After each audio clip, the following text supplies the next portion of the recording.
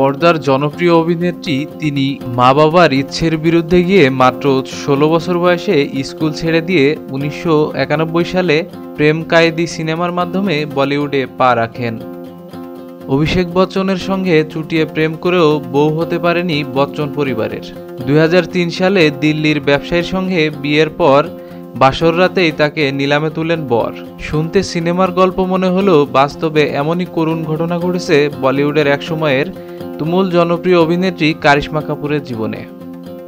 ১৩ বছরের এক তিক্ত দাম্পত্য ভেঙে বেরিয়ে আসেন কারিশমা কাপুর। ২০১৬ সালে বিচ্ছেদের পর কারিশমা জানিয়েছিলেন শারীরিক এবং মানসিক নির্যাতনের শিকার হয়েছিলেন তিনি। বাসর রাতে তাকে নিলামে তুলেছিলেন বর, এমন অভিযোগও ছিল কারিশমার। শোনা যায় কারিশমা কাপুর মুম্বাইয়ের কয়েকটি হোটেল ও ইস্পা ব্যবসার গোপন মালিক। তবে এসব ব্যবসা তিনি নিজের নামে রাখেননি, বরং ট্রাস্ট বা ছদ্মনামে পরিচালনা করেন।